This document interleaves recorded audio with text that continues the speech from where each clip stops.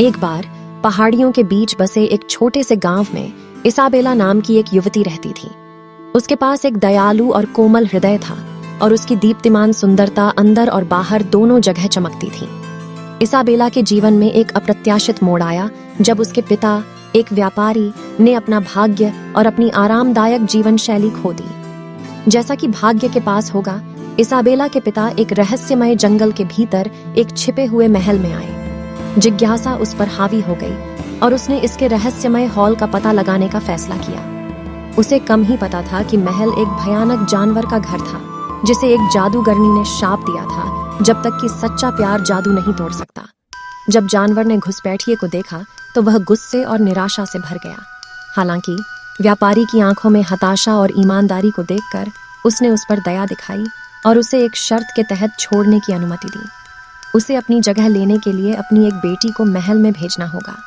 अपने पिता की दुर्दशा के लिए जिम्मेदार महसूस करते हुए इसाबेला ने स्वेच्छा से जानवर का कैदी बनना चाहा।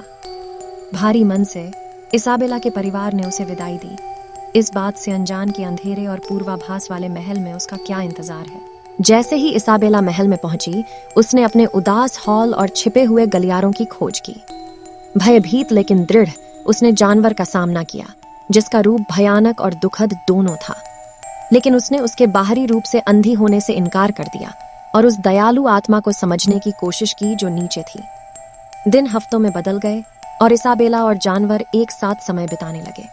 उसने पाया कि उसके डराने वाले बाहरी होने के बावजूद उसके पास बुद्धिमत्ता, सहानुभूति और साहचर्य की गहरी लालसा थी। समय के साथ उनकी बातचीत अधिक हार्दिक हो गई और उन्होंने साझा रुचियों और सपनों की खोज की। जैसे जैसे उनका बंधन मजबूत होता गया, इसाबेला ने जानवर के भीतर अच्छाई की क्षमता देखी। अपनी कोमल उपस्थिति और अटूट करुणा के साथ उसने उस पर डाले गए जादू को तोड़ना शुरू कर दिया। धीरे धीरे जानवर का रूप बदल गया, एक राजकुमार के भीतर फंसा हुआ प्रकट हुआ। अंतिम क्षण में जब जादू टूट गया था, इसाबेला और राजकुमार एक दूसरे के सामने खड़े थे। उनका दिल प्यार और कृतज्ञता से भरा था। उन्होंने महसूस किया कि सच्ची सुंदरता समझ, स्वीकृति और दिखावे से परे देखने की इच्छा में निहित है।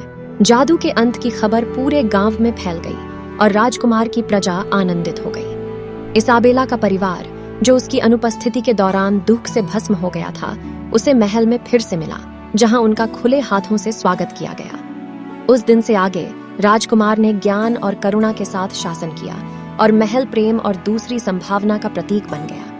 इसाबेला और राजकुमार अपने प्रियजनों की गर्मजोशी और एक कृतज्ञ राज्य से घिरे हुए आनंद से भरा जीवन जीते थे।